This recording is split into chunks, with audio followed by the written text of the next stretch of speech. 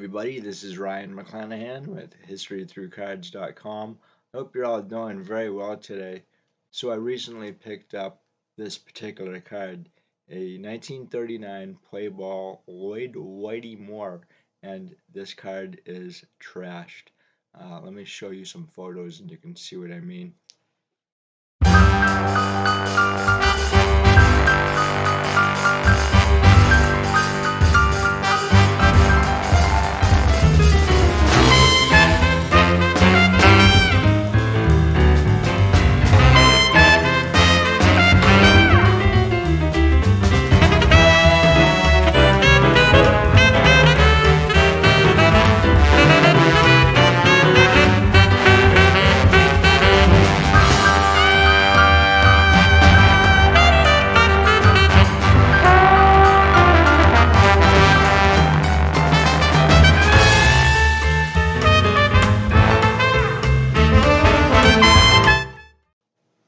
So you're probably asking yourself, why would you pick up this particular card? It's nasty. There's a lot of issues going on with it.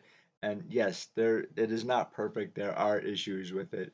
But as I'm always telling you guys, that sometimes you have to pick up a card in the condition that you find it in, depending on rarity.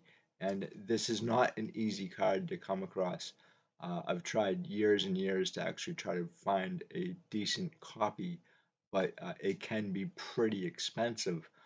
And I found this card for about $10, and then the shipping and handling was like $3 or so.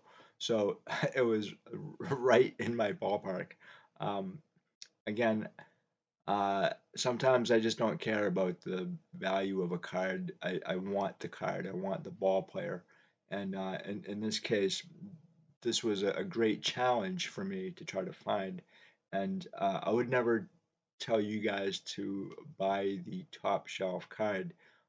Sometimes you really do have to go for the card when it's available. Sometimes that's not always the case, and you just gonna have to find it or purchase it when you can, and then maybe upgrade. And now that I have this particular card, I'm not sure that I actually want to upgrade. I think this card actually kind of maybe tells a story. It does outside of its condition, and it's not the worst card that I have either. In my article on the 1934 Gaudi set, actually I have two articles, so it's the second one. Um, I actually have a 1934 Gaudi Johnny Allen where the top of it is kind of like missing. There's a nice chunk out of that card. And I still have that card, in fact. And I keep it because it's I know it's not worth anything. It's more sentimental to me than anything else.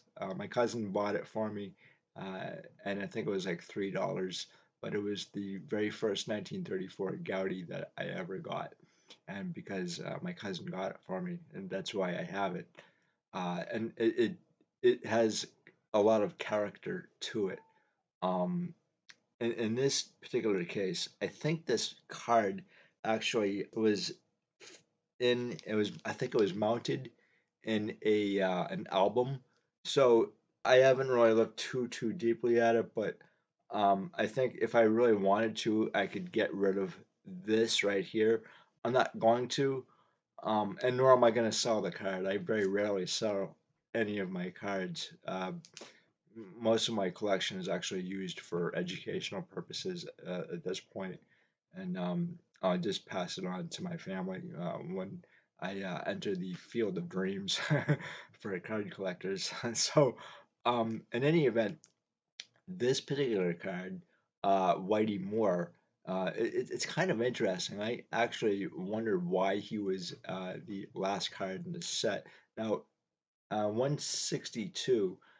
I've heard, and I'm not entirely sure whether or not this is the case, but I've heard through hobby lore that this Whitey Moore was actually supposed to be the fabled card number 126. We're not sure who was supposed to be card number 126 in the 1939 play ball set. There is no card number 126. Um, I actually just wrote an article about Johnny Mize and the right of privacy, and a lot of people I think now are saying that maybe card number 126 was intended for Johnny Mize. Uh, that's what I kind of feel. Um, Whether or not he actually wrote to the company or told the company to not issue that card, we don't know. Some other collectors may kind of feel that maybe Jimmy Fox or Bob Feller was supposed to be intended for that. I kind of doubt that. I really kind of feel that Johnny Mize was supposed to be a card number 126. However, getting back to Lloyd Whitey Moore, the Reds from the 1930s are probably one of my favorite teams. I really do like what Crosley Powell did to the ball club when he purchased it. I think he purchased it in 1934 and he turned it around, and I think that he really kind of deserves a spot in the Hall of Fame. Whether or not that happens, I don't know, but he did some amazing things with the ball club. And if you've ever heard of the Crosley Radio Company, that's him. So uh, in any event, the 1939 Reds went 97 and 52 and 2. I'm not sure what that 2 is. Rain delay, maybe? I have no idea.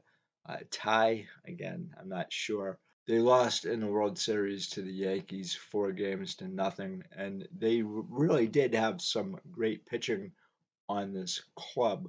Um, the following year in 1940, they went 153 and again 2, and they won the World Series against the Detroit Tigers.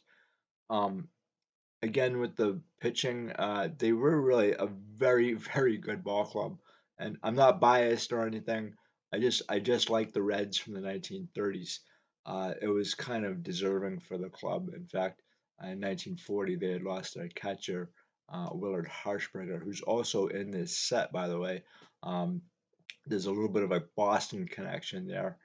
In fact, he ended up ending himself at the Copley Hotel in Boston, unfortunately. And, uh, he had a lot of issues going on, which is really too bad because I think he really was a very decent catcher. Um, just a lot of family issues. And in any event, pitching is really one thing that the Reds had in abundance in the 1930s.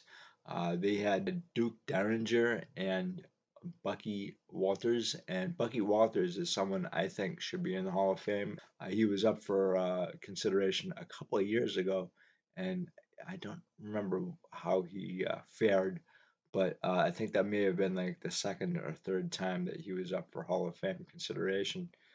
I really want him in the Hall of Fame. And then you have Bill McKechnie, the manager of the Reds, and he's obviously in the Hall of Fame for very good reason. But Whitey Moore wasn't, I don't think he was all that a very good pitcher, tell you the truth. Just looking at his statistics, tell me that he's not a good pitcher. He played from 1936 to 1942 for the Reds, and then he spent 1942 uh, with the Cardinals before going into the Army Corps of Engineers. It was a combat division. I believe he was over in France. However, he spent 1943 to 46 in the service, and he passed away in 1987.